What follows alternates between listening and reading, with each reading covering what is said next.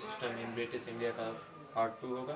पिछले क्लास में हमने देखा था कि land revenue system in British India की शुरुआत किस प्रकार से होती है। मेनली हम कह सकते हैं कि बैटल ऑफ बक्सर जो कि 1764 के बाद जो ट्रीटी ऑफ इलाहाबाद होता है, कहीं न कहीं उसके परिणाम स्वरूप हमने देखा है कि ईस्ट इंडिया कंपनी को दीवानी राइट्स मिल गए थे, बिहार, बंगाल और उड़ीसा के दीवानी राइट्स मिल गए थे। इसके बाद से धीरे धीरे ईस्ट इंडिया कंपनी ऑफिशियल्स ने लैंड रेवेन्यू सिस्टम में कुछ बदलाव लाना शुरू कर दिए थे। और सबसे पहला और महत्वपूर्ण बदलाव हमने देखा था परमानेंट सेटलमेंट, जो कि जमींदारी व्यवस्था उसे कहा गया, अस्थायी बंदोबस्त भी उसे कहा जाता था। तो हमने देखा है, हम पहले थोड़ा सा इसके बारे में क्विक गो थ्रू हो लेते हैं कि एक्चुअली हमने क्या पढ़ा है। परमानेंट सेटलमेंट के बारे में हमने पिछले क्लास में क्या पढ़ा है परमानेंट सेटलमेंट के बारे में।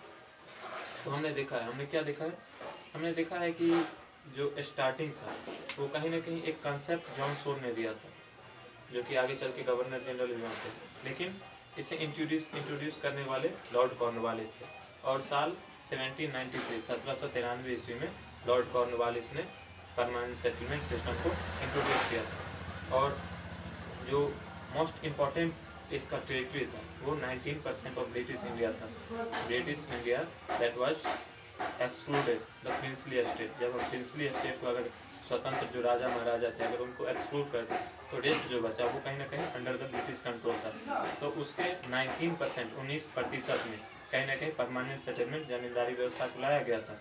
और इसमें हमने देखा था कि इसमें चेन ऑफ इंटरमीडियरीज, मतलब बहुत सारे जमींदार, इसमें हमने देखा था कि इसका one of the most important feature was absentee landlordism. हमने देखा था कि एब्सेंटी लैंड लॉर्डिज्म था इसका। और दूसरा इंपॉर्टेंट फीचर हमने देखा था सनसेट लॉ। कहीं ना कहीं प्रिलिमिनरी एग्जामिनेशन के दृष्टिकोण से ये दोनों फीचर महत्वपूर्ण है। और अगर हम कंपेयर करें, अगर हम कॉस्ट बेनिफिट एनालिसिस करें हम परमानेंट सेटलमेंट का, हम रैयतवाड़ी सेटलमेंट का, और अगर हम महलवाड़ी सेटलमेंट का कॉस्ट बेनिफिट एनालिसिस करें तो कहीं ना कहीं प्रीलिम्स और मेंस में ये बहुत महत्वपूर्ण है। परमानेंट सेटलमेंट बहुत महत्वपूर्ण है, तो हमें इसे बहुत अच्छा से पढ़ना होगा। तो हमने देख लिया कि इसके कुछ मेरिट्स थे और इसके कुछ डिमेरिट्स थे।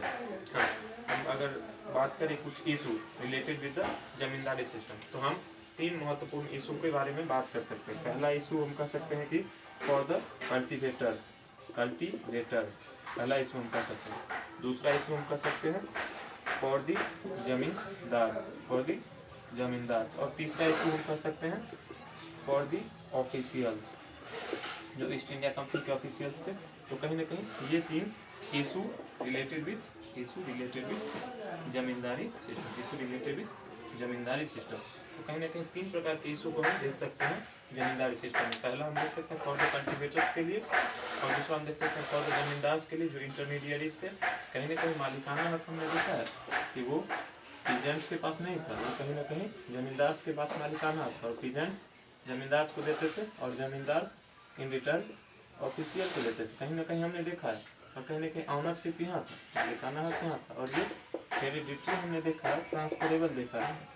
तो ये सब हमने देख लिया है, इसके मेरिट्स और डिमेरिट्स को देख लिया है। कल्टीवेटर्स के लिए हाईली एक्सपेंसिव था, बहुत ज़्यादा ऑपरेसिव था, हमने देखा है। तो उसके बाद जमींदार्स को देखा है कि even after the failure of crops जमींदार है टू पे द रेंट।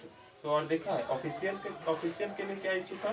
तो ऑफिशियल के इशू हम कह सकते थे कि 19th सेंचुरी में कहीं ना कहीं प्रोडक्शन, कहीं ना कहीं एग्रीकल्चर फील्ड बहुत अच्छा होने लगा था। इसके बावजूद ऑफिशियल के लिए जो रेंट था वो कहीं ना कहीं फिक्स कर दिया गया था परमानेंट सेटलमेंट के द्वारा। तो इससे हम ये 3 इशू देख सकते हैं, कहीं ना कहीं ये 3 इशू हमारा जमींदारी सिस्टम यानी कि परमानेंट सेटलमेंट था। अब आगे हम आज बात करने जा रहे हैं रैयतवाड़ी सेटलमेंट की, और उसके बाद हम कहीं ना कहीं महलवाड़ी सेटलमेंट के बारे में बात करेंगे कि रैयतवाड़ी सेटलमेंट और महलवाड़ी सेटलमेंट क्या था। तो सबसे पहले हम जान लेते हैं कि रैयतवाड़ी सेटलमेंट में एक वर्ड आ रहा है जो कि है रैयत। तो हम आज पढ़ने जा रहे हैं रैयतवाड़ी सेटलमेंट। तो रैयतवाड़ी सेटलमेंट में हम देख रहे हैं कहीं ना कहीं एक शब्द आ रहा है रैयत। So what do you mean by the word रैयत? रैयत से आप क्या समझते हैं? रैयत क्या? तो इसे हम कह सकते हैं कहीं ना कहीं इंडिविजुअल कल्टीवेटर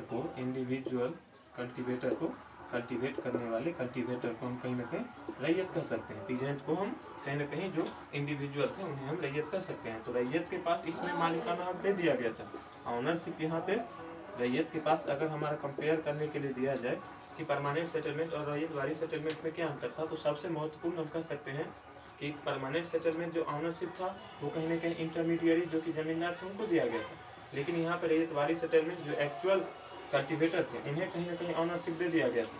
और इसका जो सिस्टम था इसमें पीजेंट्स को एक ऑफिशियल को कहीं ना कहीं देना होता था डायरेक्ट, और ये ऑफिशियल स्टेट को देता था। मतलब ये ऑफिशियल ये अपॉइंटेड बाय द स्टेट, ये कहीं ना कहीं इंटरमीडिएरी नहीं थे, ये कहीं ना कहीं जमींदार नहीं थे, ये स्टेट के द्वारा अपॉइंट किए गए थे। और इनका सिर्फ और सिर्फ ड्यूटी क्या था, तो इनका सिर्फ और सिर्फ ड्यूटी था कि ये स्टेट के लिए कलेक्शन करे। तो इसमें कहीं ना कहीं हम देख सकते हैं कि मिडिल मैन का बहुत कम रोल है, इसमें बहुत कम क्या, इसमें कोई रोल नहीं है मिडिल मैन का। क्यों? क्योंकि official was directly appointed by the state, और पीजेंट्स के पास मालिकाना हक था, ओनरशिप दे दिया गया था, पीजेंट्स के पास ओनरशिप मालिकाना हक दे दिया गया था। तो यहाँ से हम देख सकते हैं कि पीजेंट्स वो ऑफिशियल को देते थे, ऑफिशियल स्टेट को देते थे। तो यहाँ से अब हम देखते हैं कि रैयतवारी सेटलमेंट तो किसने इंट्रोड्यूस किया था, कहाँ इंट्रोड्यूस किया था, कितना पार्ट में इंट्रोड्यूस किया था, इसका मेरिट क्या था और इसका कहीं ना कहीं डिमेरिट क्या था। चलिए आइए हम इसके बारे में देख लेते हैं।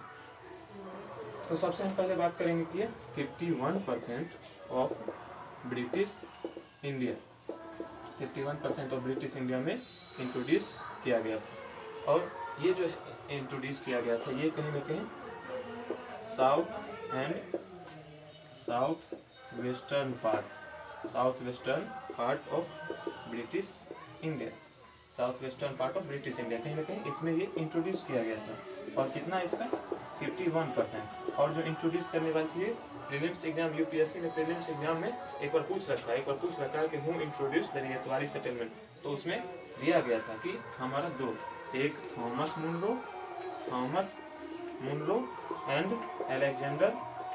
अलेक्जेंडर रीड, इन दोनों ने मिलकर 1820 में 1820 में south western part of British India इसमें, और जो सबसे पहला किया गया था वो तमिलनाडु में किया गया, सबसे पहला हमारा तमिलनाडु में किया था। फिर लेटर ऑन ये होते होते फिर हमारा महाराष्ट्र के पार्ट में भी होता है, फिर कहीं ना कहीं सेंट्रल प्रोविंस में भी होता है, और कहीं ना कहीं कुछ पार्ट असम में भी हमारा देखने को मिला है, कहीं ना कहीं इसमें भी हमारा देखने को मिला रैयतवारी सेटलमेंट। तो यहाँ पे एक कंफ्यूजन बच्चों को आ सकता है, और वो क्या आ सकता है कि कहीं ना कहीं वो सोच सकते हैं कि परमानेंट सेटलमेंट को एबॉलिश कर, खत्म कर कहीं ना कहीं रैयतवारी सेटलमेंट लाया गया था, उनके दिमाग में ये आ सकता है, लेकिन ये गलत है। Permanent settlement was there, permanent settlement था। परमानेंट सेटलमेंट हमने बताया कि ईस्टर्न पार्ट में था, बिहार, बंगाल, उड़ीसा, इस पार्ट में कहीं ना कहीं लेटर ऑन हमारा कहीं देखने वाराणसी में भी देखने को मिला है। लेकिन परमानेंट सेटलमेंट को हटाकर रैयतवारी सेटलमेंट नहीं लाया गया। ये कंफ्यूजन आप दूर कर ले कि कहीं ना कहीं permanent settlement was also there, was also in the place, कहीं ना कहीं परमानेंट सेटलमेंट था, और रैयतवारी सेटलमेंट को south and south western part of British India के 51% में लाया गया था। तो हम देख लिए कि हमारा 51% रैयतवारी सेटलमेंट और 19% हमारा 19% हमने देख लिया कि हमारा जमींदारी सेटलमेंट। तो 51% और 19% हमारा 71% ब्रिटिश इंडियन टेरिटरी में चल रहा था। साउदर्न वेस्टर्न पार्ट हमारा south and south western part में हमारा ryotwari settlement land revenue system चल रहा था, और कहीं ना कहीं हमारा eastern part of British India इसमें कहीं ना कहीं हमारा परमानेंट सेटलमेंट चल रहा था। दोनों साइमल्टेनियसली एक साथ चल रहे थे, दोनों अलग अलग क्षेत्र में एक साथ चल रहे थे। तो हम ये देख लिए कि हमारा 1820 में Thomas Munro and Alexander Read में मिलके हमारा रैयतवारी सेटलमेंट साउथ वेस्ट में इंट्रोड्यूस किया था, और लेटर ऑन फिर हमारा महाराष्ट्र में, सेंट्रल प्रोविंस में, और कहीं ना कहीं आसाम में हमारा रैयतवारी सेटलमेंट देखने को मिलता है। अब देखते हैं कि रेवेन्यू जो था उसका कितना मात्रा, रेवेन्यू का कितना हमारा परसेंटेज था। तो सबसे पहले हम देख लेते हैं कि रेवेन्यू परसेंटेज जो था तो वो दो पार्ट में कर दिया गया था, एक ड्राई लैंड के लिए और एक हमारा इरिगेटेड लैंड के लिए, जहाँ पे पानी की प्रचुरता थी और कहीं में कहीं जो पानी की कमी थी। जो जहाँ पे पानी की कमी थी ड्राई लैंड में वहाँ 50% रेवेन्यू था, और जहाँ इरिगेटेड लैंड था वहाँ पे हमारा 60% था। तो कहीं ना कहीं ये रेवेन्यू सिस्टम था, और ये 20 to 40 ईयर्स के लिए 20 to 40 ईयर्स के लिए फिक्स्ड कर दिया गया था, रैयतवारी सेटलमेंट फिक्स कर दिया गया। तो कहीं ना कहीं एक चीज बहुत अच्छा देखने को इसमें मिला, क्या देखने को मिला कि सबसे मोस्ट इम्पोर्टेंट हम अगर कहें तो रैयतवारी सेटलमेंट का अगर सबसे इम्पोर्टेंट है तो इसमें अगर मेंस के दृष्टिकोण से भी अगर हम जान ले तो जो मोस्ट इंपॉर्टेंट है वो क्या है कि पीजेंट्स को मालिकाना हक दे दिया गया था। Ownership was given to the peasants, to the ryot who were, and ryot were who were रैयत्स, रैयत वेर्स इंडिविजुअल कल्टीवेटर। तो हम इसमें देख लिए हैं, हमने क्या देख लिया कि ऑनरशिप ये हमारा बहुत इंपॉर्टेंट बदलाव हुआ परमानेंट सेटलमेंट से रहितवारी सेटलमेंट। तो ये हमारा रहितवारी सेटलमेंट के बारे में था। अब चलिए हम आगे देख लेते हैं हमारा महलवारी सेटलमेंट क्या था, क्योंकि कहीं ना कहीं हमारा north and north west part of British India कहीं ना कहीं ये छूट जाता है। तो इसमें कौन सा लैंड रिवेन्यू सिस्टम आता है, तो इसके बारे में भी हम जान लेते हैं। क्योंकि हमने देख लिया, हमने क्या देखा है कि ईस्टर्न पार्ट में हमने देख लिया जमींदारी सिस्टम था, और south and south western part and central province में हमने देख लिया है इसमें कहीं ना कहीं रैयतवारी सेटलमेंट था।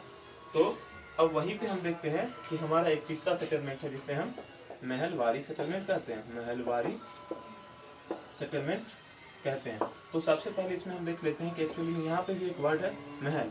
महल मतलब होता है group of villages, group of villages, इसे महल कहा जाता है। और इसे हेड करने वाले को लंबरदार कहा जाता है, लंबरदार कहा जाता है ये हेड करने वाले। तो अब इसमें हम देख सकते हैं, इसमें हम क्या देख सकते हैं, इसमें देख सकते हैं कि पीजेंट्स वो कहीं ना कहीं panchayat, group of villages, panchayat और panchayat was responsible for official, कहीं ना कहीं ऑफिशियल को देते थे। तो ये हमारा था, पीजेंट्स ये रिवेन्यू देंगे, पंचायत को पंचायत देंगे ऑफिशियल को, और कहीं ना कहीं ग्रुप ऑफ विलेजेस मिलकर एक जगह इकट्ठा करके वो रेंट देते थे ऑफिशियल को। अब ये हमारा देखा गया है कि ये हमारा दो फेज देखा गया, एक 82 में स्टार्टिंग इसका होता है, लेकिन मेनली अगर हमको कहना होगा तो मेनली हम कहेंगे कि 1833 में विलियम बेंटिक जो कि गवर्नर जनरल थे, विलियम बेंटिक गवर्नर जनरल, इनके कार्यकाल में कहीं न कहीं मोस्ट इम्पोर्टेंट फीचर्स को इंट्रोड्यूस किया गया था। विलियम बेंटिक के कार्यकाल में कहीं न कहीं हमारा most important feature of Mahalwari system was introduced during the William Bentinck.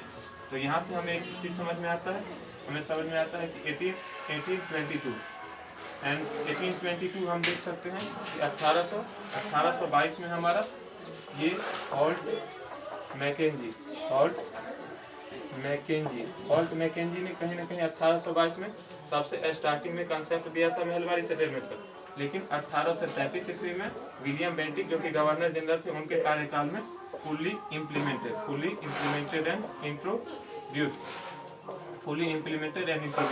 हमने देख लिया कि अब ये कितना परसेंट, तो ये 30%, रेस्ट जो 30% ऑफ ब्रिटिश टेरिटरी,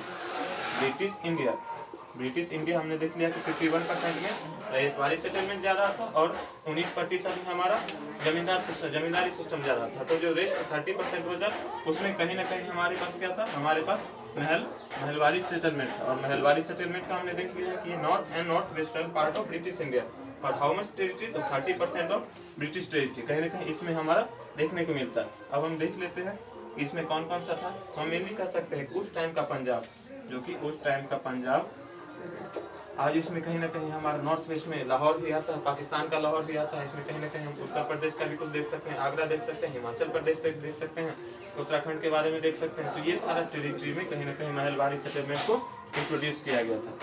तो ये हमारा 3 प्रकार का लैंड रिवेन्यू सिस्टम था, इंपॉर्टेंट लैंड रिवेन्यू सिस्टम, जो कि ब्रिटिश इंडिया के समय में इंट्रोड्यूस किया गया था।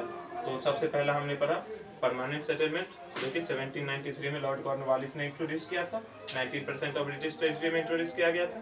तो उसके बाद हमने देखा 1820 में थॉमस मुंडो एंड अलेक्जेंडर रीड ने हमारा रैयतवारी सेटलमेंट को इंट्रोड्यूस किया, और ये हमारा कहने के south and south western part of British India and how much territory, तो टेरिटरी वाज 51%, 51% में इंट्रोड्यूस किया गया था। और रेस्ट हमने देख लिया कि north and north western part of India में 1820 पहला फेज में, और उसके बाद फुली इम्प्लीमेंटेड इन 1833 में विलियम बेंटिक जो कि गवर्नर जनरल थे उनके कार्यकाल के दौरान Mahalwari settlement north and north western part of British India में रेस्ट 30% में इंट्रोड्यूस किया गया था। तो इसके साथ हमारा ये आज का टॉपिक खत्म होता है, land revenue system in British India. और इसके बाद हम थोड़ा सा जान लेते हैं कि हमारा जो लॉर्ड कॉर्नवालिस थे उनके कार्यकाल का 2-4 महत्वपूर्ण जो इवेंट्स थे वो क्या क्या हुए हैं, 2-4 महत्वपूर्ण रिफॉर्म्स लॉर्ड कॉर्नवालिस के बारे में, लॉर्ड कॉर्नवालिस के बारे में। तो सबसे पहले हम देख सकते हैं कि लॉर्ड कॉर्नवालिस ने सिविल सर्विस में रिफॉर्म लेके आए, फिर आगे वो पुलिस रिफॉर्म लेके आते हैं। पुलिस रिफॉर्म में आज का हम पुलिस ऑफिशियल्स को देखते हैं, वेयर अपॉइंटेड किए जाते थे। और आज का हम पुलिस स्टेशन जिसे हम थाना कहते हैं, वो कहीं ना कहीं कॉर्नवालिस की देन है, कहीं ना कहीं कॉर्नवालिस ने दिया था। और इसे हेड करने वाले को आज भी, जिसे दरोगा सब इंस्पेक्टर कहा जाता है, ये कहीं ना कहीं हमारा दरोगा। और दरोगा ये हमारा कहीं ना कहीं सर्कल, और सर्कल को रिप्रेजेंट करने वाले एसपी सुपरिटेंडेंट ऑफ पुलिस होते थे। तो ये हमने देख लिया है। उसके बाद इनका लॉर्ड कॉर्नवालिस ने एक दो और मोस्ट इम्पोर्टेंट रिफॉर्म्स लेके आए थे, जैसे कि हम कह सकते हैं कि इनका कॉर्नवालिस कोड कहा जाता है। कॉर्नवालिस कोड प्रिलिमिनरी एग्जामिनेशन के दृष्टिकोण से काफ़ी इंपॉर्टेंट है। वैसे हम जब गवर्नर जनरल के कार्यकाल के बारे में चर्चा करेंगे, जब बहुत सारे गवर्नर जनरल के कार्यकाल के बारे में चर्चा करेंगे, तो जब हम लॉर्ड कॉर्नवालिस पे आएंगे फिर हम इन सारी बातों को इन डिटेल में इन डेप्थ पढ़ेंगे। लेकिन अब अभी थोड़ा सा जान लेते हैं कि कॉर्नवालिस कोड ये जुडिशियल रिफॉर्म था। तो अगर पूछा जाए कि कॉर्नवालिस कोड क्या था, तो ये एक प्रकार का जुडिशियल रिफॉर्म था। और इसमें मुंसिफ की अदालत और रिलेटेड कंसेप्ट को हम आगे चल के पढ़ेंगे। तो ये हमारा कॉर्नवालिस, ये सारा 1793 में इंट्रोड्यूस किया गया रिफॉर्म्स था। तो इसको हम गवर्नर जनरल के कार्यकाल को जब पढ़ेंगे तब इन डिटेल इन डेप्थ हम इन सारी बातों को कवर करेंगे। तब तक हमारा जो आज का टॉपिक था लैंड रेवेन्यू सिस्टम में, कल हमने पढ़ा था परमानेंट सेटलमेंट जमींदारी सिस्टम, और आज हमने रैयतवाड़ी सेटलमेंट और महलवाड़ी सेटलमेंट को कंप्लीट